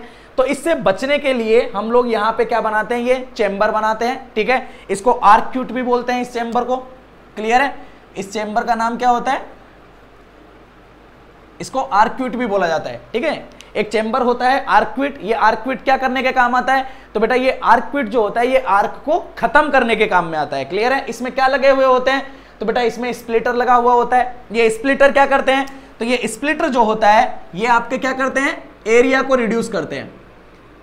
ठीक है, एरिया को क्या करते हैं, ये रिड्यूस करते हैं। दूसरी चीज इसमें क्या होता है, ये रनर लगा हुआ होता है, किसका बना होता है, कॉपर का। ये क्या करता है, तो बेटा ये आपके लेंथ को क्या करता है, इंक्रीज करता है। सही बात है नहीं है? कभी कभी पूछ लेता है आप लोगों से कि एयर सर्किट ब्रेकर में रनर का क्या काम होता है, तो वो इफेक्टिव लेंथ को इंक्रीज करता है और ये आपके इफेक्टिव एरिया को क्या करता है, रिड्यूस करता है। तो देखो जैसे ही आप लोगों के यहां से आर्क का प्रोडक्शन होगा वो इतनी लंबी लेंथ पे अगर वो ट्रेवल करेगा तो इफेक्टिव लेंथ के इंक्रीज होने से और एरिया के डिक्रीज होने से आपका ओवरऑल रेजिस्टेंस जो होता है मीडियम का वो बढ़ जाता है और आपका आर्क जो होता है वो क्या हो जाता है, क्विंच हो जाता है। क्लियर है सबके? ओके, अब जरा ध्यान से सुनना, मैं कुछ और बातें, देखो इसी से कुछ आगे की चीजें भी क्लियर हो जाएगी। ठीक है, ओके, देखो तो अगला सर्किट ब्रेकर ये हो गया आपका नॉर्मल एयर सर्किट ब्रेकर। ठीक है, अब सुनना भाई जरा ध्यान से, एक बात जरा मुझे बताओ आप लोग, एक बात जरा मुझे बताना, अगर मान लो बिहेवियर ऐसा होता, क्या होता कि यहां से ये जो हवा जा रही थी ये नॉर्मल एटमॉस्फेयर पे थी, तो अगर ये नॉर्मल एटमॉस्फेयर पे थी तो यहां से ये आयनाइजेशन वाले एटम थे ना, इनको दूर होने में टाइम लग रहा था और आर्क का प्रोडक्शन ज्यादा हो रहा था। अगर यहां से आप एकदम ब्लोजॉब की तरह एकदम बहुत हाई प्रेशर पे अगर आप लोग यहां से एयर को भेजते तो वो यहां से क्या करता, ये आयनाइजेशन वाले पार्टिकल्स को यहां से फटाफट रिमूव कर देता, दूर फेंक देता। फेंकता कि नहीं फेंकता? तो क्या हो जाता, आर्क जो होता वो आर्क खत्म हो जाता कि नहीं हो जाता? क्यों? क्योंकि भाई आयोनाइजेशन वाले एटम्स थे, उनको आपने यहां से एयर की वजह से फोर्स लगा के हटा लिया तो रेजिस्टेंस का क्या हो जाएगा, मीडियम का इफेक्टिव रेजिस्टेंस बढ़ जाएगा। बढ़ेगा कि नहीं बढ़ेगा? तो इसका मतलब क्या है, तो इसका मतलब यह है कि बेटा जब प्रेशर बढ़ता है, एयर का प्रेशर, किसका प्रेशर, एयर का प्रेशर जब इंक्रीज होता है तो क्या होता है, आपका जो मीडियम होता है ना, ओके, आपका जो मीडियम होता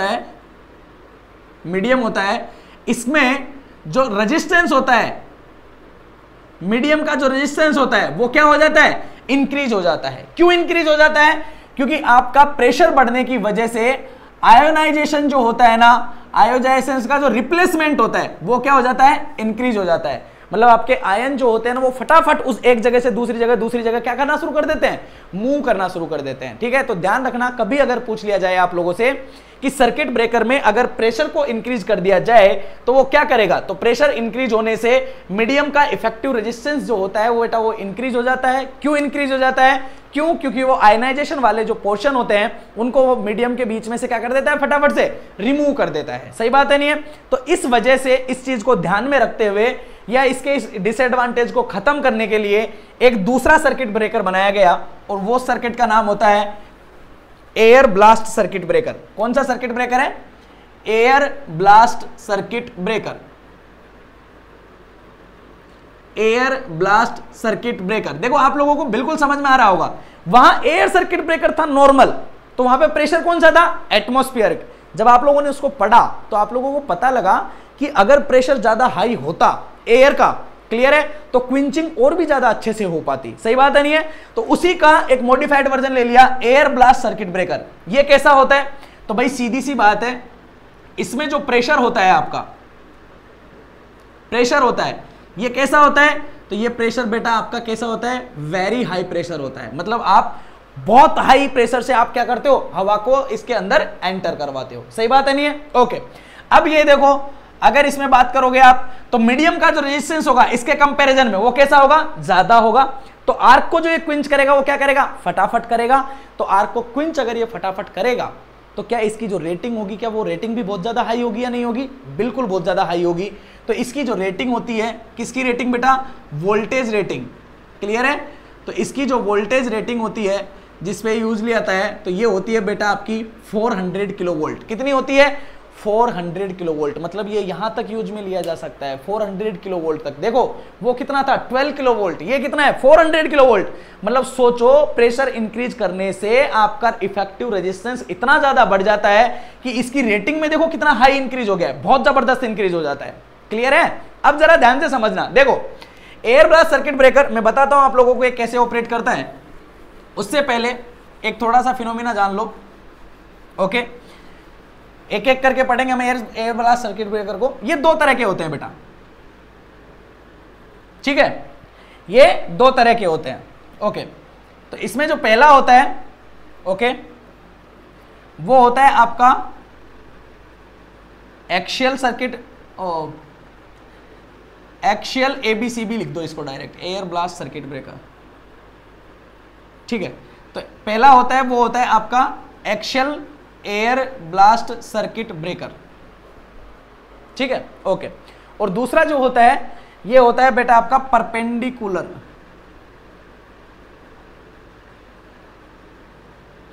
एबीसीबी। ठीक है, ये आपका एक्शियल फिनोमिना होता है। ओके, ये एक्सेल के पैरेलल में होता है, ये एक्सेल के परपेंडिकुलर, इसका दूसरा नाम भी होता है एक। ओके ओके, वो मेरे माइंड से भी उतर रहा है, आप लोग देख लेना। ओके, एक एक्शियल होता है और एक दूसरा होता है जिसका परपेंडिकुलर वाला फिनोमिना होता है। ठीक है, तो एक वो वाला फिनोमिना होता है। दोनों को देख लो, एक एक करके समझ लो। ठीक है, तो पहला देख लेना, इसका नाम चेक कर लेना आप। ओके, पहला देखो एक्शियल सर्किट ब्रेकर, ये एक्शियल एबीसीबी। ठीक है, देखना है कैसा होता है, समझना जरा। तो ये कुछ ऐसा होता है बेटा। ठीक है,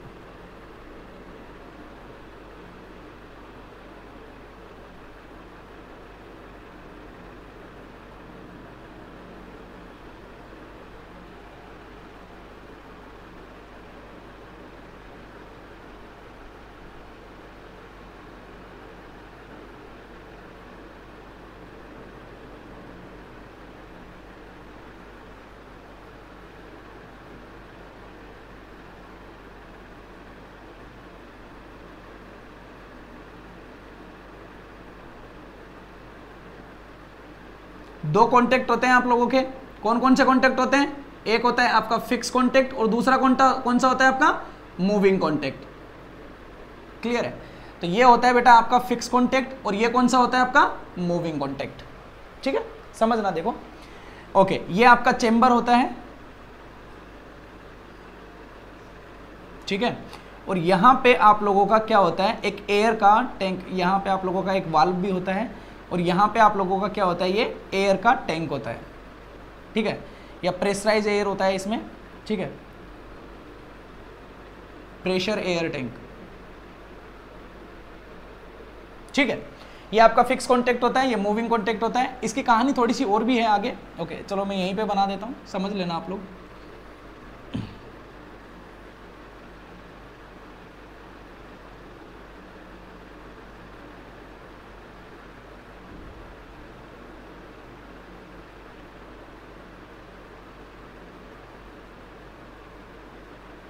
ओके, देखो अभी इसको समझना, इसको मत समझो पीछे वाले को, अभी सिर्फ ये देख लो। देखो भाई जरा ध्यान से, होता क्या है भाई, जैसे ही मेरे सिस्टम जो होता है ना, आपके सिस्टम में आया फॉल्ट आते हैं, आप सबसे पहला काम क्या करते हो कि ये जो फिक्स कॉन्टेक्ट होता है ना और ये मूविंग कॉन्टेक्ट होता है, तो मूविंग कॉन्टेक्ट को फिक्स कॉन्टेक्ट से क्या कर देते हो, अलग कर देते हो।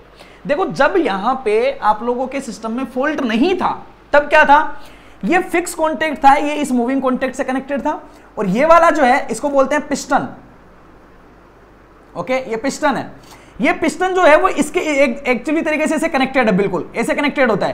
तो ये पूरा क्या करता है, ब्लॉक करके पूरा पैक होता है, ये चेंबर पूरा क्या होता है, पैक होता है एकदम से। क्लियर है, मतलब यहां से कोई हवा इधर पार नहीं हो सकती, तो इस तरीके से पैक होता है। अब जैसे ही आपके सिस्टम में फॉल्ट आया, ये फिक्स कॉन्टेक्ट मूव करेगा इधर, अब इसने मूव कर दिया तो इस तरीके से यहां पे क्या क्रिएट हो गया, गैप क्रिएट हो गया।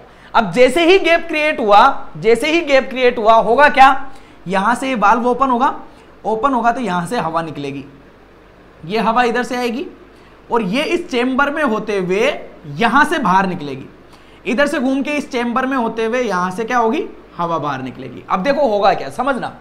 जैसे ही ये दोनों पार्ट दूर होते हैं, आप लोगों को एक चीज पता ही है, क्या पता है कि जैसे ही यहां पे सेपरेशन होता है, यहां बीच में क्या होता है, तो यहां पे बीच में आपका आर्क का प्रोडक्शन होता है। किसका प्रोडक्शन होता है, आर्क का प्रोडक्शन होता है। मतलब क्या होता है बीच में, तो यहां पे बेटा आपका क्या होता है, आयोनाइजेशन होता है। अणु का क्या हो रहा है, यहां पे आयोनाइजेशन हो रहा है एटम्स का। अब देखो जैसे ही यहां से अगर हाई प्रेशर से हवा जाएगी, तो वो यहां पे जो आयोनाइजेशन वाला मीडियम है ना बेटा, उसके आयंस को या एटम्स को हवा प्रेशर से क्या करेगी, इस बीच में से दूर फेंक देगी, यहां से इधर होते हुए बाहर निकाल देगी और यहां से इधर होते हुए क्या कर देगी, बाहर निकाल देगी।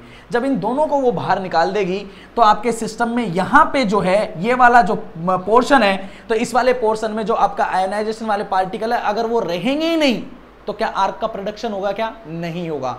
क्या आर्क फटाफट से क्विंच हो जाएगी, क्या बिल्कुल फटाफट से क्विंच हो जाएगी। क्लियर है नहीं है, तो ये इसलिए आपके एयर सर्किट ब्रेकर से बेटर होता है। क्यों बेटर होता है, क्योंकि इसमें जैसे ही आपका ये सेपरेशन होता है, यहां से हाई प्रेशर से हवा जाती है और ये आयनाइजेशन वाले मीडियम्स के आयन को क्या कर देती है, रिप्लेस कर देती है या दूर कर देती है। क्लियर है, आयनाइजेशन वाले एटम्स दूर चले जाते हैं और एक फ्रेश एयर आ जाती है दोनों के बीच में। ओके, तो इस वजह से क्या होता है, ये बेटर होता है। किससे, आपके एयर सर्किट ब्रेकर से। अब प्रॉब्लम समझना, देखो भाई एक बात बताओ, यहां से आपकी प्रेशर से आई, ये आपका इधर से निकल रहा है, अगर ये मूविंग कॉन्टेक्ट और पास में होता तो ये वाला जो गैप है वो और कम होता, अगर और पास में होता तो और कम होता, और जितना दूर होगा ये वाला गैप जो होगा वो उतना ही क्या होगा, कम होगा। अब आप एक चीज को जानते हो, किस चीज को, कि आपका जो प्रेशर होता है, ठीक है, आपका जो प्रेशर होता है वो क्या होता है, तो बेटा प्रेशर होता है आपका F/A।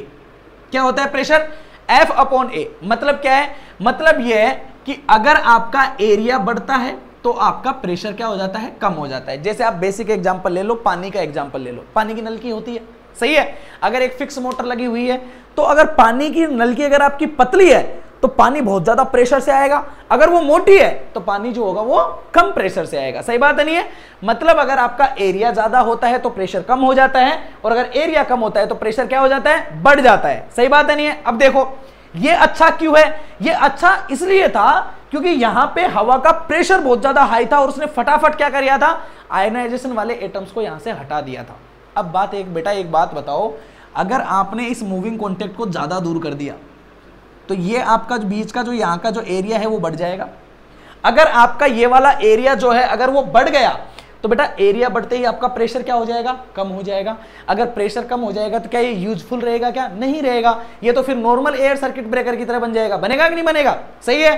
तो इसमें आपका क्या पर्पज होना चाहिए भाई, कुछ भी हो जाए लेकिन यहाँ पे प्रेशर जो होना चाहिए वो कैसा होना चाहिए, हाई होना चाहिए। अगर प्रेशर हाई होना चाहिए तो मतलब इसमें एक आपका क्या परेशानी आती है कि आप इस मूविंग कॉन्टेक्ट को ज्यादा दूर नहीं कर सकते हो, ज्यादा दूर नहीं कर सकते हो, तो इन दोनों के बीच में ये जो गैप होता है ना बेटा, ये गैप काफी कम रखा जाता है ताकि प्रेशर जो होना चाहिए वो काफी ज्यादा क्या होना चाहिए, हाई होना चाहिए। अब देखो एक एडवांटेज हुआ कि प्रेशर आपको क्या करना है, बढ़ाना है।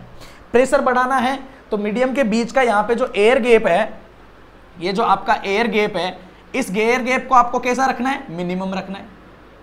अब अगर एयर गैप को मिनिमम रखना है तो इन दोनों के बीच में जो लेंथ है, सपोज दैट ये लेंथ L मान ली मैंने, तो ये जो L होगा, ये L कैसा होगा, लो होगा, लेस होगा, कम होगा, होगा कि नहीं होगा।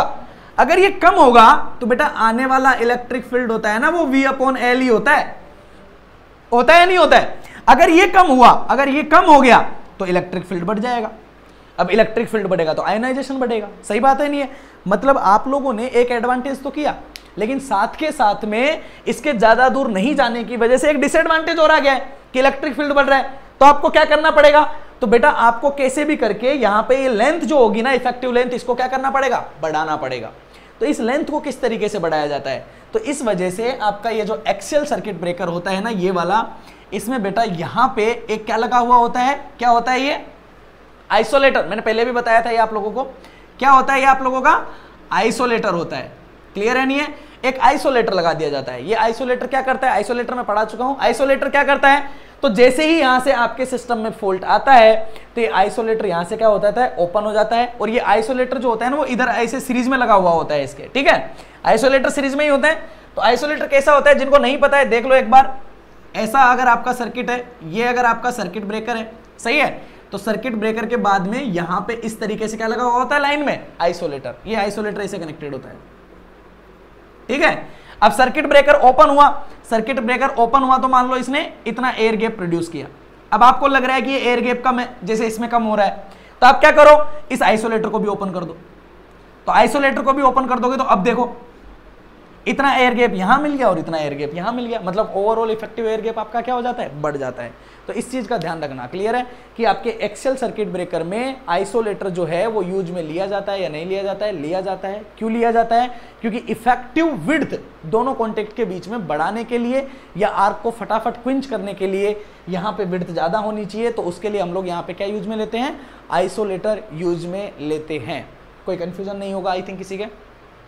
चले आगे, ओके। अब देखो, तो मैं इसको हटा देता हूं। दूसरा है आपका ये परपेंडिकुलर वाला, इसको देखना जरा, मैं इसको यहां से रिमूव करता हूं, ओके। कोई कंफ्यूजन आए तो पूछना, ओके। सेकंड पार्ट देखो, इसमें देखो, इसका नाम देख रहे हो आप, इसमें क्या है कि आर्क भी इधर ही है और आपकी हवा भी इधर से इधर ही जाती है। मतलब इसमें क्या है, इसमें एयर का प्रेशर और आर्क दोनों की जो डायरेक्शन होती है ना, वो डायरेक्शन कैसी होती है, पैरेलल होती है। मतलब एक दूसरे की डायरेक्शन में ही जाते हैं, ये दोनों सेम डायरेक्शन में होते हैं। क्लियर है नहीं है। लेकिन यहां पे परपेंडिकुलर वाले में क्या होता है कि जैसे ये आपका हो गया फिक्स कांटेक्ट भाई इस तरीके से, और यहां पे आपका क्या होता है, ये होता है आपका मूविंग कांटेक्ट इस तरीके से, ठीक है। और इन दोनों के बीच में यहां पे ये पूरा बॉक्स है, और बॉक्स में यहां पे आपका क्या रखा हुआ होता है, ये होता है बेटा आपका एयर प्रेशर वाला चेंबर, या एयर चेंबर बोल दो इसको, ठीक है। क्या होता है, जैसे ही ये सर्किट ब्रेकर इसको ओपन करता है, यहां से आप लोगों की इस तरीके से इसमें क्या जाती है, हवा जाती है। ये हवा का प्रेशर होता है इधर से इधर, और वो क्या करता है, वो आयनाइजेशन वाले एटम्स को यहां से निकाल के दूर फेंक देता है, बाहर निकाल देता है उनको। क्लियर है नहीं है। तो ये इस तरीके से वर्क करता है। इसमें क्या होता है, आपका आर्क और एयर जो होता है वो एक दूसरे के किस तरीके से वर्क करते हैं, तो ये बेटा एक दूसरे के परपेंडिकुलर होते हैं। कैसे होते हैं, एक दूसरे के परपेंडिकुलर होते हैं। कोई कंफ्यूजन है इसमें, एक दूसरे कैसे होते हैं, बड़ा सिंपल है, ओके, इतना सही कंस्ट्रक्शन है इसका। तो एक दूसरे कैसे होते हैं, परपेंडिकुलर होते हैं, फटाफट क्या करते हैं, आयनाइजेशन को बाहर निकाल देते हैं, ठीक है, ओके। अब देखो एक छोटा सी बात है और थोड़ी इंपॉर्टेंट है, उसको समझना आप लोगों के लिए थोड़ा सा इंपॉर्टेंट है, ठीक है। इसको हटा दूं मैं, ओके। देखो भाई एक बात बताओ, सुनना जरा ध्यान से, ठीक है, ओके। आपका जो एयर सर्किट ब्रेकर था ना, उसका फिनोमिना कुछ ऐसा था कि याद करो, वो रनर वाले वायर में करंट जा रही थी, इधर से घूमते हुए ऐसे घूमते हुए ऐसे आ रही थी। मतलब आपका एयर सर्किट ब्रेकर होता है ना, वो वोल्टेज के साथ साथ करंट के ऊपर भी डिपेंड करता है कि रनर वाले वायर में करंट कितनी जा रही है। सही बात नहीं है। लेकिन अगर आप यहां बात करो ना सर्किट ब्रेकर में, तो ये सिर्फ और सिर्फ एक ही इंसान के ऊपर वर्क करता है कि यहां पे कितना आयोनाइजेशन हो रहा है और आप उसको एयर से कितनी स्पीड से रिमूव कर रहे हो। तो अगर ये सिर्फ और सिर्फ आयोनाइजेशन के ऊपर इसका रेजिस्टेंस डिपेंड कर रहा है, तो भाई आयोनाइजेशन तो वोल्टेज की वजह से होता है कि नहीं होता है। मतलब यहां पे एक इंपॉर्टेंट चीज है, वो आप लोगों को ध्यान में रखनी है कि आपका जो एबीसीबी होता है ना बेटा, ये एबीसीबी होता है, ये ओनली एंड ओनली किसके ऊपर डिपेंड करता है, वोल्टेज के ऊपर डिपेंड करता है। किसके ऊपर डिपेंड करता है, ओनली एंड ओनली वोल्टेज के ऊपर डिपेंड करता है। अब ध्यान से समझना, वोल्टेज के ऊपर डिपेंड करने से क्या प्रॉब्लम हो जाती है, ठीक है। तो ध्यान रखना, एबीसीबी वाले सर्किट में आपका करंट चॉपिंग होती है। अब आप लोगों बोलोगे सर ये करंट चॉपिंग क्या होती है, ठीक है, नहीं पता हम लोगों को क्या होती है करंट चॉपिंग, ठीक है। तो ध्यान रखना, एबीसीबी वाले में करंट चॉपिंग होती है। तो पहले इस चीज को समझ लेते हैं कि करंट चॉपिंग होती क्या है और ये एबीसीबी वाले सर्किट ब्रेकर में क्यों होती है। ध्यान से समझ लेना, आप लोगों से पूछा जाता है कि करंट चॉपिंग जो होती है वो कौन से सर्किट ब्रेकर में होती है और क्यों होती है। क्लियर है। तो इसको कंफ्यूजन को दूर कर लो एक बार। देखो करंट चॉपिंग, ये जो इनके सर्किट ब्रेकर के जो क्लासिफिकेशन वगैरह है ना, इनमें इतना खास इंपॉर्टेंट कुछ है नहीं। क्यों नहीं है खास इंपॉर्टेंट?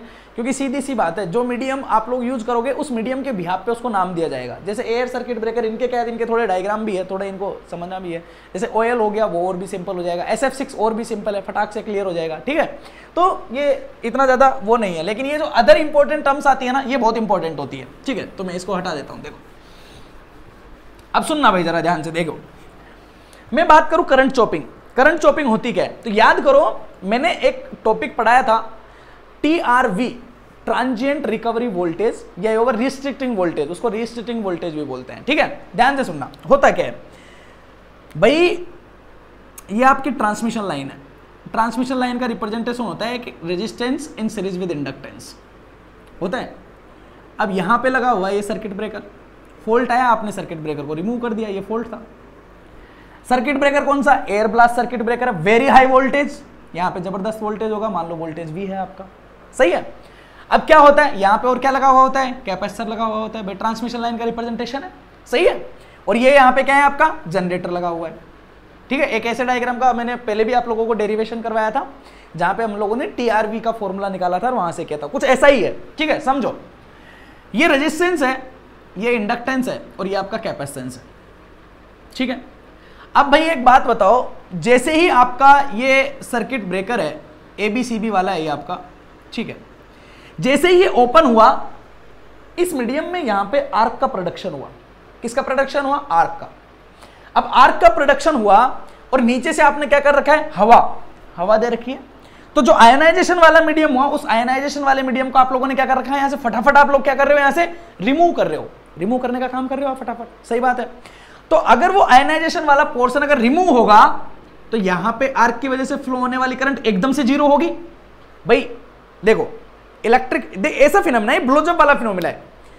ये दोनों पोर्शन ऐसे कनेक्टेड थे, ये अलग होना शुरू हुए, यहां पे इलेक्ट्रिक फील्ड डेवलप हुआ, जबरदस्त इलेक्ट्रिक फील्ड हुआ, तो बीच वाला मीडियम एकदम से जबरदस्त आयोनाइजेशन हुआ। वो आर्क का प्रोडक्शन करना चाहता है, एकदम से आर्क जाएगी, जैसे ही नीचे से हवा आना शुरू होगी, ये आयनाइजेशन वाले के कण यहां से क्या होंगे? एकदम से दूर हट जाएंगे। जैसे ही दूर हटेंगे, करंट की वैल्यू एकदम से क्या हो जाएगी? जीरो हो जाएगी। होएगी कि नहीं होएगी? अब देखो, जैसे ही इसमें जाने वाली करंट की वैल्यू जीरो होगी, देखो हो ऐसे रहा है, क्या हो रहा है? ये आपका सिस्टम है, सही है। आपके सिस्टम में ऐसा समझ लो कि मान लो ये करंट है, ठीक है। यहां से समझ लो कि आपके सिस्टम में फॉल्ट आने के बाद में बिहेवियर, मैं थोड़ा ही बना रहा हूं, ज्यादा नहीं बना रहा हूं, कुछ ऐसा है कि ऐसे गया, ऐसे चल रही थी करंट, और यहां पे आप लोगों के सिस्टम में क्या आ गया? एकदम से फॉल्ट आ गया। मान लो इस जगह पे फॉल्ट आ गया आपके सिस्टम में, ठीक है, नहीं है, इस जगह पे फॉल्ट आ गया, समझ रहे हो। अब जैसे ही आपके सिस्टम में फॉल्ट आया, यहां से आप लोगों ने एयर प्रेशर दे रखा है, एयर प्रेशर दे रखा है, तो उसने आयनाइजेशन वाले मीडियम को यहां से एकदम से क्या कर दिया? हटा दिया। जैसे उसने यहां से हटाया, ये करंट यहां से एकदम से कितनी हो गई? जीरो हो गई। जीरो हो गई करंट, देखो जीरो हो गई भाई, सही बात है, जीरो हो गई। फिर क्या होगा? अब जैसे ही यहां पे जीरो हुई, देखो करंट तो इधर से फ्लो हो नहीं रहा, तो होगा क्या? यहां से करंट जाएगी इधर, भाई ये आपका I है, ये इधर जाएगी, यहां पे क्या लगा हुआ है? कैपेसिटर, तो ये करंट इसमें से जाएगी, I ऑफ C, जाएगी कि नहीं जाएगी? क्लियर है। मैंने आप लोगों को डेरिवेशन करवाया था कि अगर इसके ऊपर आपने V ऑफ C वोल्टेज मान लिया, तो सेम डायग्राम में आपका V ऑफ C कुछ ऐसा आ रहा था, V of M 1 minus cos of omega t, जहां पे अपन लोगों ने TRV निकाला था, देखना पहले, ठीक है। इसकी अगर मैक्सिमम वैल्यू की अगर आप बात करो ना, तो इसकी मैक्सिमम वैल्यू कितनी होती है? 2V के बराबर होती है बेटा, 2Vm के बराबर होती है कि नहीं होती है? अब सोचो जरा यार, आप सर्किट ब्रेकर जो ऑपरेट हो रहा था ना, वो ऑपरेट हो रहा था बेटा किसके ऊपर? मान लो वो ऑपरेट हो रहा था 400 तक ऑपरेट होता है ना ये, तो आपने मान लिया शायद सपोज दैट 350 किलो वोल्ट के ऊपर वो ऑपरेट हो रहा था। अब क्या हुआ? जैसे यहां से हवा गई, करंट को उसने जीरो किया, जीरो करते ही इस कैपेसिटर के ऊपर वोल्टेज आया, और कितना आया? एकदम से जस्ट डबल, इतना आ सकता है, डबल के बराबर तक आ सकता है। तो 350 का मतलब है कि एकदम से वोल्टेज कितना तक आ सकता है? 700 तक आ सकता है। अगर आपका पाई वाला मोडेशन पे है तो 700 तक आ सकता है, या समझ लो 700 से थोड़ा कम आ रहा है, तो मतलब क्या होगा? कैपेसिटर के ऊपर एकदम से एक लार्ज अमाउंट ऑफ वोल्टेज आएगा यहां पे। अब ये वोल्टेज एकदम से हाई आएगा तो क्या होगा? सडन चेंज होगा दोनों में, होगा क्या? देखो ध्यान से समझना, जब सर्किट ब्रेकर में जैसे ही आप लोगों ने एयर नहीं दी थी, तो एयर नहीं देने की नहीं दिया था जब तक ऐसे करंट जारी थी, ऐसे करंट जारी थी तो इस इंडक्टर में होते हुए करंट जारी थी। तो इस इंडक्टर में जब करंट जाएगी तो इंडक्टर के पास में एनर्जी आएगी, कितनी आएगी? हाफ एल आई स्क्वायर के बराबर। होगी या नहीं होगी? बिल्कुल होगी। अब जैसे ही यहां से आयनाइजेशन वाले मीडियम को हटाया, ये करंट एकदम से क्या हो जाएगी? जीरो हो जाएगी। ये करंट एकदम से जीरो होएगी और यहां का जो वोल्टेज होगा वो डायरेक्टली कहां पहुंच जाएगा? इस कैपेसिटर के अक्रॉस पहुंच जाएगा। जैसे ही कैपेसिटर के अक्रॉस एकदम से सडन वोल्टेज आएगा तो होगा क्या? कैपेसिटर चार्ज होना शुरू करेगा। और कितना एनर्जी होती है कैपेसिटर के पास में? Half C V square. कितनी होती है? Half C V square. अब भाई क्या हुआ? इस वोल्टेज के ऊपर, इस कैपेसिटर के ऊपर वोल्टेज आया, वोल्टेज आया तो एनर्जी आई। एनर्जी कहां से? जो इंडक्टर के पास स्टोर्ड एनर्जी थी, क्योंकि करंट जीरो हो गया तो इसके पास तो इस टाइम पे जाके E ऑफ L तो जीरो हो गया यहां पे, और E ऑफ C की वैल्यू इतनी हो गई। हुई या नहीं हुई? तो एकदम से इसके पास एनर्जी आ गई। अब होगा क्या भाई? ये हाई वोल्टेज जो होगा ना, उसको ये सहन नहीं कर पाएगा। सहन नहीं कर पाएगा तो क्या होगा? यहां से फिर से ज्यादा वोल्टेज की वजह से ज्यादा इलेक्ट्रिक फील्ड होगा। भाई जितना वोल्टेज इसके अक्रॉस उतना ही इसके अक्रॉस ज्यादा इलेक्ट्रिक फील्ड आएगा, तो वो ज्यादा आयोनाइजेशन करेगा। ज्यादा आयोनाइजेशन करेगा तो फिर से एकदम से करंट का फ्लो होना शुरू होगा। तो ये जो करंट जीरो हुई थी वो एकदम से फिर से फ्लो होना शुरू हो जाएगी। लेकिन आप आगे भी तो चल रहे हो, अब जो करंट होगी वो पहले से थोड़ी क्या होगी? कम होगी। आप लोग फिर से यहां से एयर से प्रेशर दे रहे हो, प्रेशर दे रहे हो तो फिर से आयनाइजेशन वाला मीडियम हट जाएगा। आयनाइजेशन वाला मीडियम हटेगा तो फिर करंट जीरो हो जाएगी। सही है? फिर वही कहानी, सी के ऊपर फिर वोल्टेज आ जाएगा, फिर ज्यादा इलेक्ट्रिक फील्ड आएगा, फिर से करंट फ्लो होना शुरू हो जाएगी इस तरीके से, फिर और कम इस तरीके से, फिर और कम इस तरीके से। धीरे धीरे धीरे धीरे चलते चलते क्या होगा? इस करंट की वैल्यू जीरो हो जाएगी। सही बात है नहीं है? तो ये जो करंट का फिनोमिना होता है, ये इस तरीके से जो फिनोमिना होता है, इसको बोला जाता है करंट चॉपिंग। क्या बोलते हैं इसको? Current chopping. क्या बोलते हैं इसको? करंट चॉपिंग बोला जाता है। क्लियर है नहीं है? तो ये करंट चॉपिंग जो होता है वो किस वजह से होता है? देखो, अगर इसको आप दूसरे टर्म्स में बोलना चाहो तो आप ये भी बोल सकते हो कि करंट चॉपिंग जो होता है वो इस इंडक्टर और कैपेसिटर में एनर्जी के सडन ट्रांसफर की वजह से होता है। कैसे? जैसे यहां से आप लोगों का करंट जीरो होगी, इसकी एनर्जी जीरो हो जाएगी, लेकिन इसके ऊपर वोल्टेज आ जाएगा तो इसके ऊपर एनर्जी आ जाएगी, मतलब यहां की एनर्जी यहां ट्रांसफर हो जाएगी। जैसे ही फिर से करंट जाएगा, यहां का वोल्टेज जीरो और यहां करंट आई तो यहां की एनर्जी फिर यहां, फिर यहां की यहां, यहां की यहां। क्लियर है नहीं है? तो इस तरीके से इनमें एनर्जी का क्या होता रहता है? ट्रांसफर होता रहता है। सही बात है नहीं है? और कैपेसिटर के अक्रॉस जो वोल्टेज आता है, भाई जब यहां पे करंट खत्म होएगा तो कैपेसिटर के अक्रॉस एनर्जी आएगी। कहां से आएगी वो एनर्जी? इंडक्टर से आएगी। तो मतलब इस केस में ऐसा होता है कि आपका E ऑफ C जो होता है ना, वो किसके बराबर होता है? E ऑफ L के बराबर होता है। तो अगर कभी पूछ लिया जाए तो याद रखना, हाफ एल आई स्क्वायर जो होता है ये आपका हाफ सी वी स्क्वायर के बराबर होता है। अगर हाफ से हाफ कट करो आप, और यहां से अगर आप V अपॉन आई की वैल्यू निकालो, क्लियर है? V अपॉन आई का होल स्क्वायर, तो देखो निकालोगे तो ये I को इधर ले जाओ, इस C को इधर ले आओ, ठीक है? हाफ सी वी स्क्वायर, तो ये किसके बराबर आएगा? L अपॉन C के बराबर आएगा। और V अपॉन आई जो होगा ना, ये किसके बराबर हो जाएगा? Under root over L upon C। Clear है नहीं है? देखो ऐसा आप लोगों ने पावर सिस्टम में पहले भी पढ़ा होगा, सर्ज इंपेडेंस बोलते हैं इसको। सही बात है नहीं है? ये इसकी वैल्यू क्या होती है? ओम में होता है। ये रेजिस्टेंस के वाला बिहेवियर होता है इसका। सही बात है नहीं है? मतलब क्या हो रहा है कि जब मीडियम यहां से यहां एकदम से जब एनर्जी का ट्रांसफर होता है तो एक रेजिस्टिव मीडियम जो होता है वो क्रिएट होता है। और ये आप लोगों को बेटा पहले भी पता था कि आप लोगों के सिस्टम में आर्क का प्रोडक्शन होता है, तो ये वाला मीडियम जो होता है ये भी आपका कैसा होता है? रेजिस्टिव मीडियम ही होता है। सही बात है नहीं है? तो इस आर्क क्विंचिंग को खत्म कैसे किया जाए? सोचो, अगर बिहेवियर ऐसा होता कि ये करंट जीरो नहीं होती, अब करंट जीरो कब नहीं होगी भाई? अगर सारे के सारे आयनाइजेशन वाले पार्टिकल हट गए, उसके बावजूद भी अगर थोड़ी बहुत करंट अगर यहां से यहां जा रही होती ना, तो ऐसा नहीं होता कि इंडक्टर के अक्रॉस आपका एनर्जी जीरो हो जाती, इसके अक्रॉस वोल्टेज जीरो हो जाता। ऐसा नहीं होता। क्लियर है नहीं है? और आप क्या किससे बच जाते? करंट चॉपिंग से बच जाते। सही बात है नहीं है? तो करंट चॉपिंग से बचने के लिए क्या किया जाता है? यहां पे एक वायर कनेक्ट किया जाता है। अब सोचो, अब अगर ये वायर कंडक्टर हुआ आपका अच्छा खासा, तो सर्किट ब्रेकर को ओपन करने का मतलब ही नहीं है, कंडक्शन बन जाएगा। आपको क्या चाहिए? हाई रेजिस्टिव मीडियम चाहिए। सही बात है नहीं है? तो हाई रेजिस्टिव मीडियम चाहिए, तो यहां पे हम लोग क्या करते हैं? एक हाईली रेजिस्टेंस को क्या कर देते हैं? कनेक्ट कर देते हैं। एबीसीबी में होता है, ये ध्यान रखना। क्या करते हैं? हाईली रेजिस्टेंस को कनेक्ट कर देते हैं। शंट रेजिस्टेंस बोलते हैं इसको, ठीक है? या रेजिस्टेंस स्विचिंग भी बोलते हैं इसको। क्या भी बोलते हैं इसको? रेजिस्टेंस स्विचिंग भी बोलते हैं, ठीक है। ये जो चीजें है ना ये इंपॉर्टेंट है, पूछी जाती है आप लोगों के लिए। क्या बोलते हैं इसको? रेजिस्टेंस स्विचिंग, ठीक है या नहीं है? ओके, तो ध्यान रखना एबीसीबी जो सर्किट ब्रेकर होता है उसमें क्या प्रॉब्लम होती है? उसमें प्रॉब्लम होती है बेटा किसकी? करंट चॉपिंग फिनोमिना होता है उसमें। किसकी वजह से होता है? इंडक्टर और कैपेसिटर में इस तरीके से पावर के ट्रांसफर होने की वजह से होता है, सही बात है नहीं है?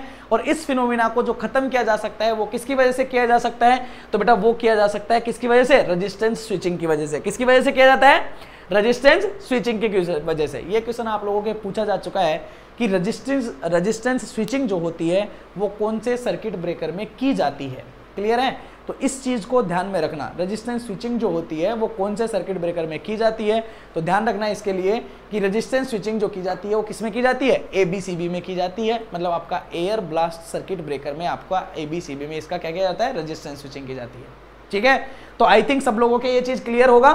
तो आज हम लोगों ने 2 टॉपिक पढ़े हैं आप लोगों के। कौन कौन सा पढ़ा है? आप लोगों का एयर ब्लास्ट क्लियर हो गया और आपका एयर सर्किट ब्रेकर क्लियर हो गया, ठीक है। देखो इनमें ज्यादा है ना, ज्यादा कुछ खास था नहीं। अगर मैं आप लोगों को नॉर्मल बोलता कि एक मूविंग पार्ट है, एक स्टेशनरी पार्ट है, दोनों में बीच में मीडियम अगर नॉर्मल एयर है तो एयर सर्किट ब्रेकर हो गया, और अगर इन दोनों के बीच में आप लोगों ने प्रेशराइज एयर दे दिया तो भाई प्रेशर सर्किट ब्रेकर हो गया, ठीक है। तो मैं इतना बोल के वोल्टेज करंट की रेटिंग बता के भी छोड़ सकता था, ठीक है। लेकिन आप लोग को मैं चाहता हूं कि हर चीज जो पता होना चाहिए वो थोड़ा डिटेल में पता हो। अगर इसमें कोई भी कंफ्यूजन हो तो आप लोग श्योर मुझसे पूछना, मैं आप लोगों की सारी चीजें क्लियर करूंगा। मैंने आपको ये सफिशिएंट, मोर देन सफिशिएंट नहीं, बहुत सफिशिएंट पढ़ाया है, क्लियर है। तो बहुत ज्यादा डीप में है और डिटेल में है, तो आई थिंक आप लोगों को कोई कंफ्यूजन नहीं आएगा इसमें, और कोई कंफ्यूजन हो तो आप पूछना मेरे से, ओके। तो इन चीजों का ध्यान रखना। बाकी आपके जो आगे के सर्किट ब्रेकर है, ऑयल सर्किट ब्रेकर हुआ, SF6 हुआ, ओके, और आपका वैक्यूम सर्किट ब्रेकर हुआ, वो ज़्यादा लेंथी नहीं है, फटाफट आपके हो जाएंगे, ठीक है। उसके अलावा मैं सोच रहा हूँ आप लोगों के थोड़ा सा लाइटनिंग, देखो मैं आइसोलेटर के बारे में बता चुका हूँ पहले, ठीक है, और मैं लोड इंटरप्टर के बारे में बताए थे अपन लोगों ने बीच में, ठीक है। उसके अलावा ग्रेडिंग व्रेडिंग सब के बारे में बता चुका हूँ मैं आप लोगों को, ठीक है। एक और होता है आपका लाइटनिंग अरेस्टर, और होता है एक, ठीक है। तो उसके बारे में भी मैं आप लोगों को बताऊँगा कल, ठीक है, थोड़ा बहुत, तो उसके बारे में भी आपको पता चल जाएगा, ठीक है। तो बस हंसते रहो, मुस्कुराते रहो और देखते रहो चैनल, ठीक है, okay. Thank you very much.